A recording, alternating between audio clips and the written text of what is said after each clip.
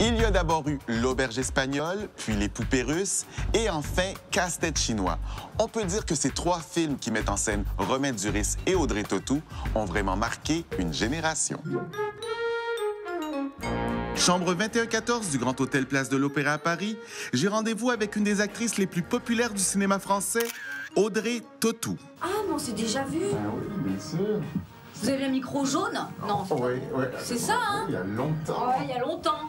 Belle entrée en matière, l'actrice se souvient de notre première rencontre il y a déjà 12 ans, alors que je l'ai interviewée avec un certain micro jaune pour l'auberge espagnole, le premier volet de la trilogie de Cédric Clapiche, dans lequel elle tient encore la vedette aujourd'hui. Bon alors tu viens faire quoi ici? C'est quoi l'idée? Quel plaisir de vous retrouver déjà à Paris, parce que la dernière fois qu'on s'est vu, c'était à Montréal. Vous étiez venu présenter le film sur... Écoutez, je me souviens de vous, mais je me souviens pas du film. Normal qu'elle ne s'en souvienne pas, depuis les 10 dernières années, Audrey Tautou enchaîne les tournages. Casse-tête chinois est son 25e film en carrière. T'as changé quand même, hein?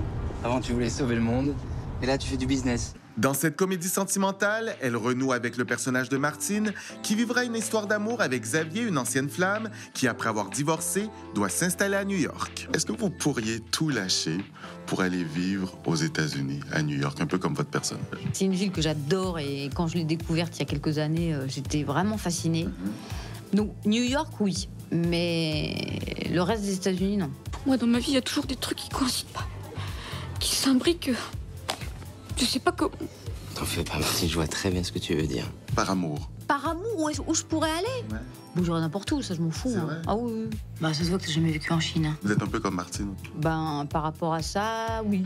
Ouais. J'aime bien les surprises, j'aime bien ce qui est inattendu, aventureux, pas raisonnable, pas ordinaire, pas conventionnel. Donc c'est vrai que bon, on se prend souvent des murs, mais au moins on vit des trucs, quoi. Voilà. Audrey Tautou n'a pas peur de vivre de grandes aventures, tout comme son personnage dans Casse-tête chinois, mais les ressemblances s'arrêtent là. On va dire une chose. Au début, elle était chiante. Ben, j'espère qu'elle l'est toujours, surtout. Je suis pas trop aux filles. Non, tu fais pas pauvre fille. Parce que c'est ce qui est le plus sympa chez elle, quand même. Ah oui, au début, elle était super relou, mais j'espère qu'elle l'est quand même restée un peu, hein. Elle est moins emmerdeuse qu'avant. Un petit peu moins, mais je pense qu'on n'est pas à l'abri. C'est vraiment la française. Au Québec, la française est chiante et emmerdeuse. Bah ouais.